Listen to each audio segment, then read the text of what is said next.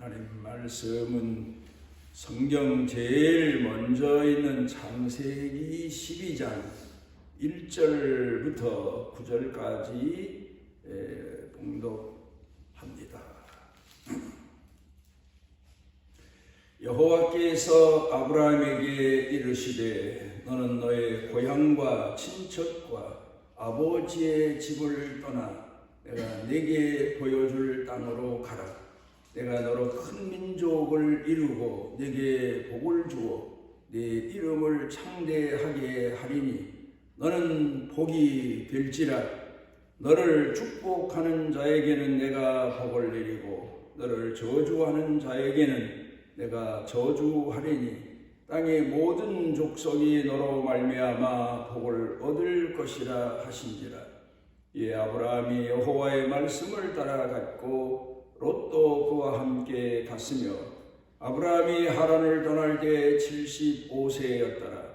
아브라함이 그의 아내 사레와 조카 롯과 하란에서 모은 모든 소유와 얻은 사람들을 이끌고 가나안 땅으로 가려고 떠나서 마침내 가나안 땅에 들어갔더라. 아브라함이 그 땅을 지나 세겜 땅 모래 상수리 나무에 이르니 그 때에 가나안 사람이 그 땅에 거주하였더라. 여호와께서 아브라함에게 나타나 이르시되 내가 이 땅을 네 자손에게 주리라 하신지라. 자기에게 나타나신 여호와께 그가 그곳에서 제단을 쌓고 거기서 베델 동쪽 산으로 옮겨 장막을 치니 서쪽은 베델이요 동쪽은 아이라. 그가 그곳에서 여호와께 제단을 쌓고 여호와의 이름을 부르더니 점점 남방으로 옮겨 갔더라.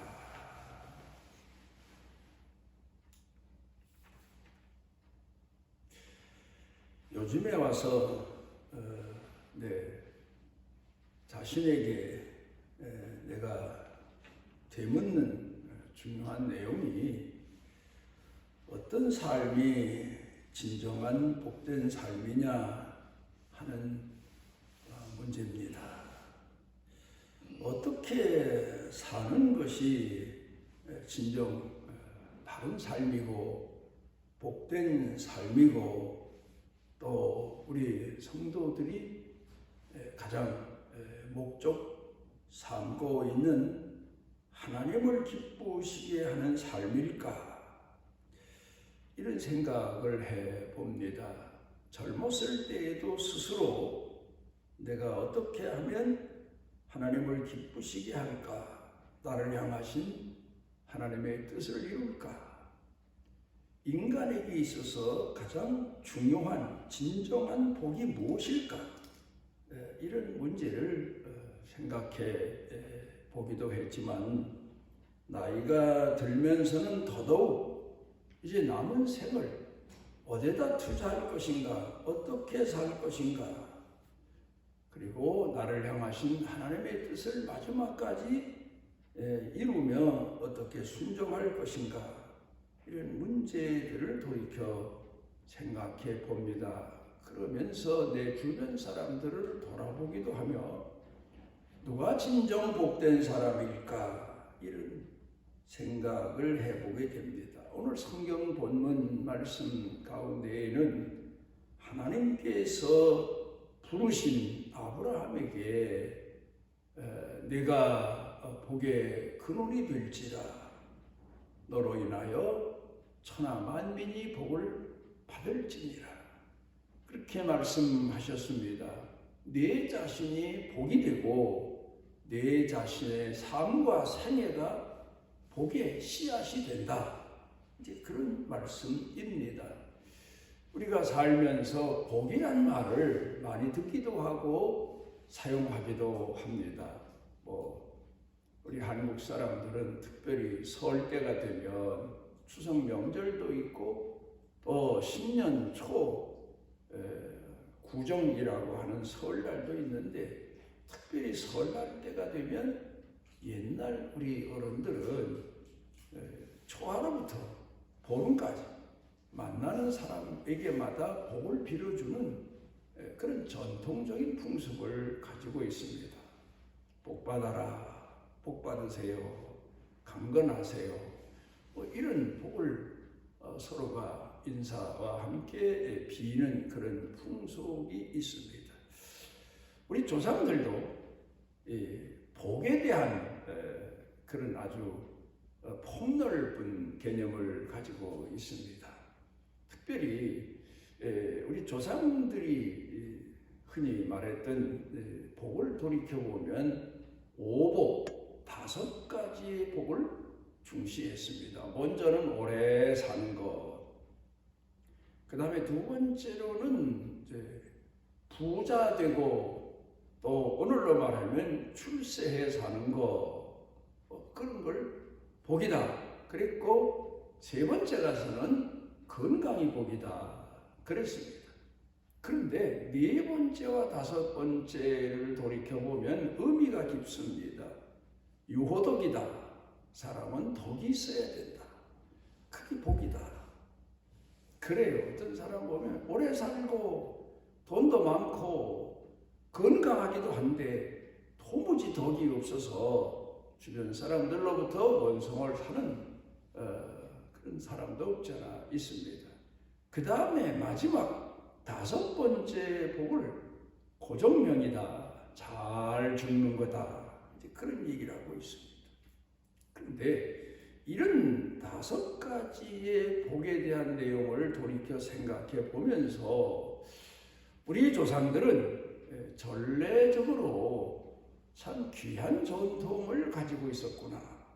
마치 이스라엘 사람들에게는 구약에 하나님의 율법의 말씀이 있었고 교훈의 말씀이 있었던 것처럼 우리 조상들도 옛날부터 참 좋은 교훈의 내용을 자녀들에게 가르쳤고 또 그 교훈을 중시하며 살았구나 하는 것을 생각해 봅니다.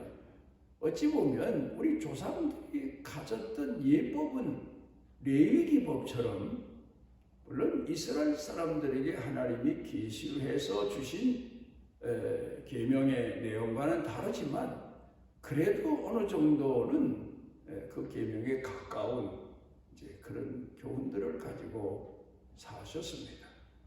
그래서 우리 예수 믿는 사람들이 돌이켜 생각해 보게 되면 우리 한국 교회가 열심히 예수를 믿고 교회가 급성장하게 된 것도 조상들로부터 이어받은 전례적인 뿌리 신앙이 있었기 때문에 그래서 아무래도 신앙생활을 하면서 하나님의 말씀에 순종하며 하나님의 계명들을 중히 여기시는 그런 신앙이 이어져 오지 않았나 이런 생각도 해봅니다.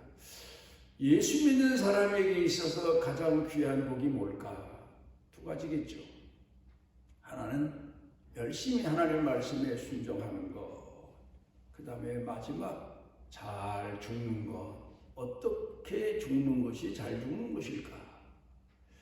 어떻게 마지막을 끝내는 것이 잘 끝내는 것일까? 성경적으로 우리 신앙인 입장에서 돌이켜 생각해 보면 끝까지 신앙을 지키다가 끝까지 신앙인으로 마치 옛날에 내가 어렸을 때에 등잔불을 사용했는데 그 참 신기해요. 그 등잔에다가 기름을 부으면 불이 환하게 비추어집니다. 그러다가 그 등잔의 기름이 다 없어지게 되는 것을 모르고 있다가 보면 신기한 게 그 등잔불이 환해져 벼랑가요. 그러다 다 꺼져요. 그걸 많이 경험을 했습니다. 그러면 기름 떨어졌구나. 그러기 전에 기름이 등잔 안에 다 없어지기 전에 채우고 하지만 어떤 때 그 기름을 기억지 못하고 생각지 못하고 그냥 등잔에 불을 댕겨 두었다가 벼랑간에 불이 환해지면서 탁 꺼지는 그런 경험을 한 적이 있는데 돌이켜 생각해 보면 인생도 이렇게 살았으면 이렇게 갈 수 있었으면 그런 생각을 이제 와서 많이 해보게 됩니다. 정말 신앙인답게 한 줌의 소금처럼 또 빛이라고 말씀하셨으니 등불처럼 살다가 가는 게 바로 아름다운 신앙인의 마지막 모습인데, 이런 생각을 가끔 해보기도 합니다. 그런데 오늘 성경 본문 말씀 가운데 보게 되면 하나님께서 아브라함을 불러내시면서 그에게 하신 약속이 내가 복의 근원이 된다. 내가 복의 근원이 될지라. 그것 때문에 내가 너를 불렀다. 네 사명을 다하고 내 말씀에 순종하며 살면 너는 복의 근원이 되고 천하 만민이 너로 인하여 복을 받게 될 것이다. 참 귀한 말씀입니다. 아브라함처럼 어떻게 복되게 살까? 이런 생각을 해봄직한 가장 귀한 말씀입니다. 포드가 쓴 하프타임이라고 하는 책이 있는데, 그 책에서 인간의 한 생애를 둘로 나누어서 설명을 하고 그리고 내용을 교훈 삼아서 써 내려갔습니다. 그러니까 인생은 전반과 후반으로 나눌 수가 있는데, 전반은 도전의 생이다. 그런 뜻에서 말합니다. 그래요. 어렸을 때에 교육시키는 것도, 어렸을 때에 아이들을 여러 가지 면에서 훈련시키는 것도 도전자로 성공하게 하기 위한 이제 그런 방법이기도 하죠. 어떻든 전반은 도전의 생애다. 그 다음에 후반은 의미를 추구하며 사는 생애다. 젊었을 때에는 성공하기 위해서 보다 깊은 의미를 터득하지 못하고 무조건 성공이라는 목표를 향해 달려왔지만, 이제 후반에 와서는 인생을 성공적으로 살았던 아니면 실패하는 인생을 살았던 의미를 돌이켜 자기 자신의 삶을 생을 결산해야 된다. 그런 이야기를 하고 있습니다. 우리가 이 인생을 돌이켜보는 것은 꼭 나이 들어서만이 아닙니다. 우리가 하나님 앞에 나올 때마다 우리 자신을 돌아보고 오늘 우리의 삶을 돌아보면서 내가 과연 하나님 앞에 부름받은 신앙인다우게 살고 있나? 나를 부르신 하나님의 뜻을 위해서 내가 쓰여지고 있나? 하는 것들을 여러 가지 면에서 돌이켜봐야 될 겁니다. 그러면서 우리 자신이 몇 가지를 돌이켜 생각해 봐야 되는데, 첫째로는 내가 잘하는 일과 못하는 일에 대해서, 잘한 일과 못한 일에 대해서 우리 자신이 점검을 해봐야 될 겁니다. 그 다음에 내가 하고 싶은 일이 과연 하나님의 선하신 뜻을 이루는가를 돌이켜봐야 됩니다. 그 다음에 세 번째로는 내가 내 생을 마감한 다음에 뭔가 후대 사람들이, 자식들이, 자손들이 내 삶을 어떻게 평가할 것인가도 생각해 봐야 되고, 오늘 성경 본문 말씀으로 돌아가서 보게 되면 내 생이 마친 다음에 하나님께서 내 삶을 씨앗 삼아서 자식과 자손 대대로 하나님 공경하는 신앙의 뜻을 물려가게 하실 수 있도록 내가 살았나를 돌이켜 봐야 될 겁니다. 미국의 사상가 해머슨이라고 하는 이가 행복론을 이야기했는데, 물론 세상적인 지식으로 보게 되면 이렇게 살면 행복하다 하지만 그 의미는 깊지 못합니다. 그렇지만 우리 신앙인은 이런 행복론 같은 그런 작가들이 쓴 내용들을 보면서 보다 더 심오한 신앙의 깊이를 터득할 수 있어야 될 겁니다. 우리 예수 믿는 사람은 훌륭한 사람에게서도 훌륭한 걸 보지만 또 훌륭하지 못한 사람에게서도 역설적으로 우리가 많은 교훈을 얻고 살아가는 지혜자입니다. 해모슨이 말하는 행복론을 보게 되면 많이 웃으면 행복하다.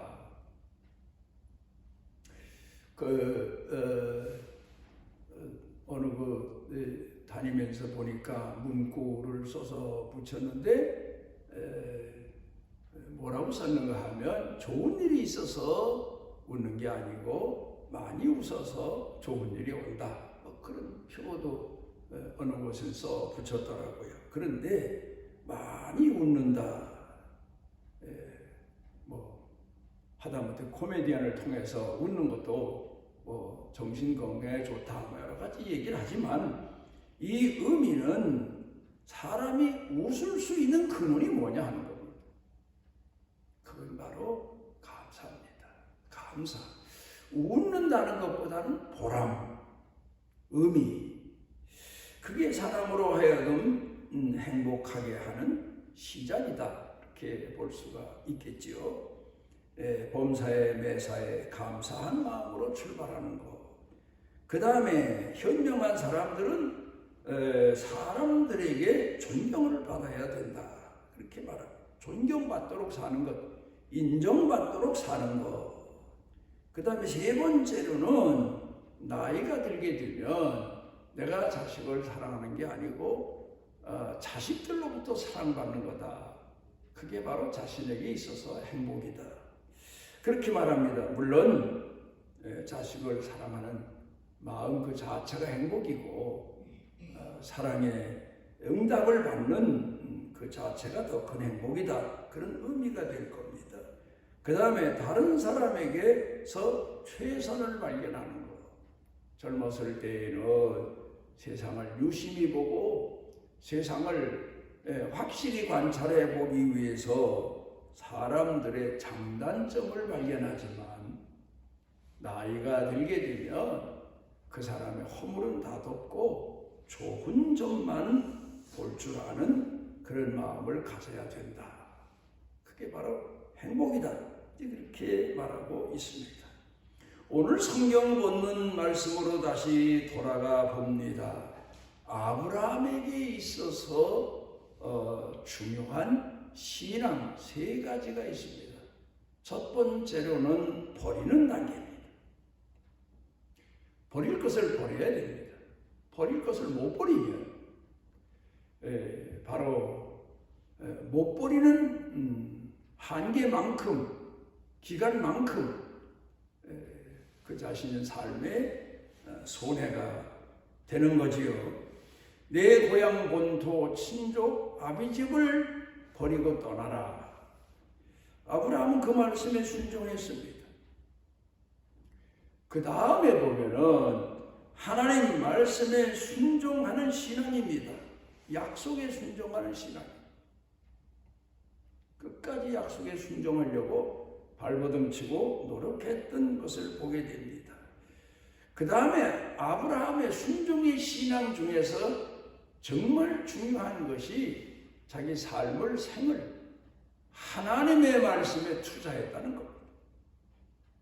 여기서 오늘 성경 본문 말씀 가운데 보면 롯이라고 하는 사람이 아브라함과 함께 신앙의 발걸음 출발을 합니다. 신앙인으로 하나님 앞에 부름받은 자로 살자. 그리고는 아브라함을 따라 나옵니다. 버리는 데는 아브라함과 함께 같이 고향을 떠났습니다. 버리는 단계는 잘 버렸습니다. 그런데 하나님 말씀에 순종하다가 시험에 듭니다. 물론 롯의 아내는 버리는 단계조차도 버리지 못해서 소금기둥이 되어버린 그런 불행을 자초합니다마는 롯은 결국 하나님 말씀에 순종하며 하나님 앞에 투자하고 자기 삶을 생을 바쳐 충성하는 그 일에서 비껴갔던 것을 보게 됩니다. 그러니까 아브라함은 바로 하나님 앞에 모든 삶을 투자하는, 오늘로 말하면 장사로 말하면 투자하는 인생을 살았다. 농사로 말하면 아름다운 열매 맺는 신앙인으로 살았다. 그래서 아름답게 열매 맺은 씨앗을 땅에 심으면 싹이 나서 또 자라서 많은 결실을 맺는 것처럼 아브라함의 인생은 농사로 말하면 아름다운 결실을 맺는 씨앗 같은 인생을 살았다. 그렇게 말할 수가 있고, 장사로 말하면 아브라함은 끝까지 하나님 앞에 말씀에 순종하는 투자적인 투자자인 인생을 살았다.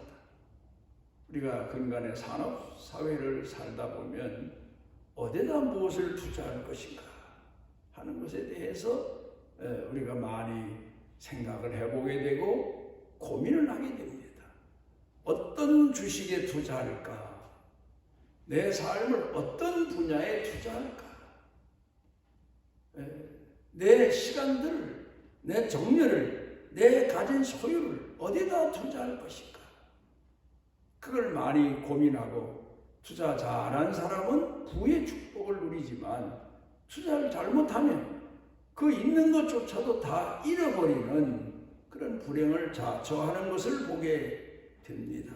그런데 아브라함은 자신의 모든 삶을 마지막 순간까지, 심지어는 아들의 목숨까지도 하나님 말씀에 순종하는 데 투자했다. 참 대단한, 끝까지 대단한 신앙을 가지고 살았던 분으로 볼 수 있습니다. 우리가 이제 살아가면서 남은 시간을 어디다 투자할 것이냐, 내 소유를 어디다 투자할 것이냐, 내 생각을 어디다 투자할 것이냐, 내 마음을 어디다 투자할 것이냐.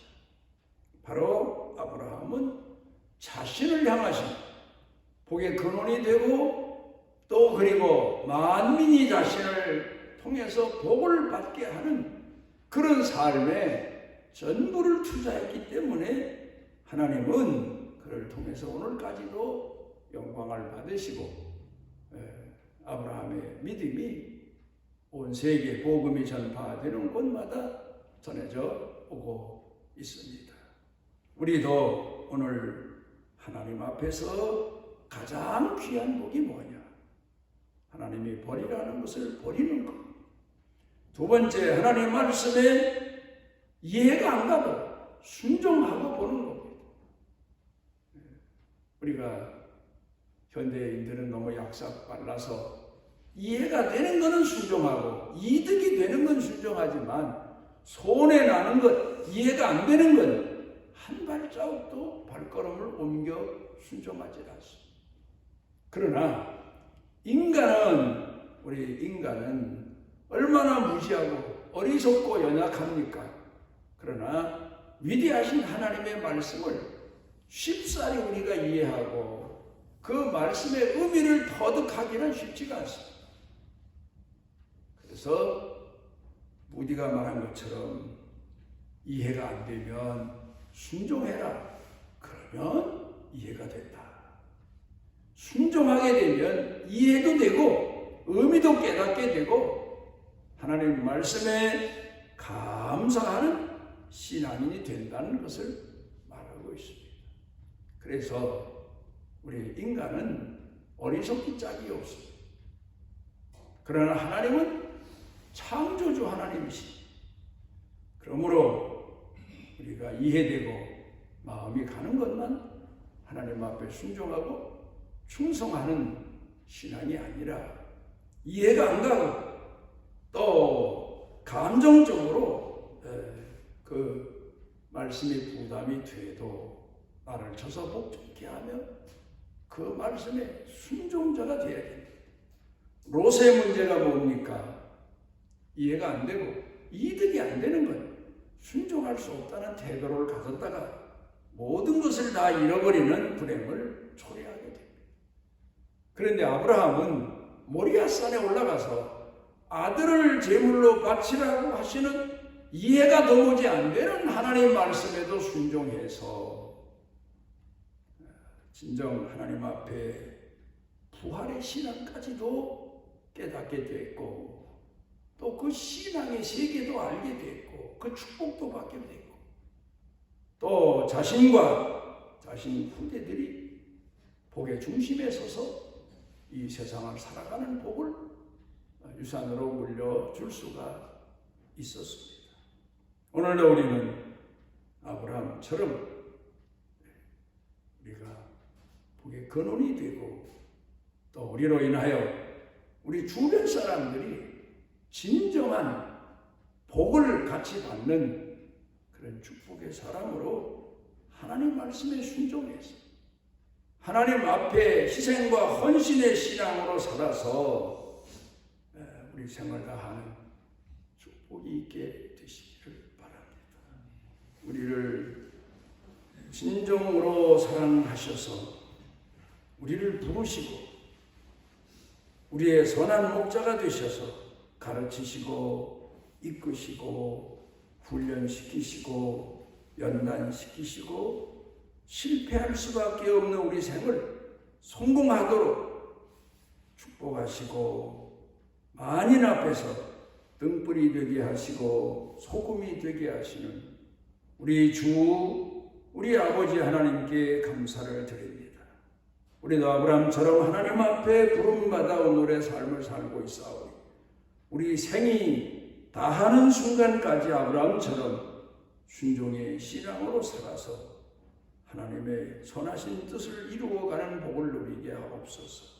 예수님 이름으로 기도드리옵나이다. 여호와께서 그 날개 아래 보호를 받으러 온 내게 온전한 상 주시기를 원하노라.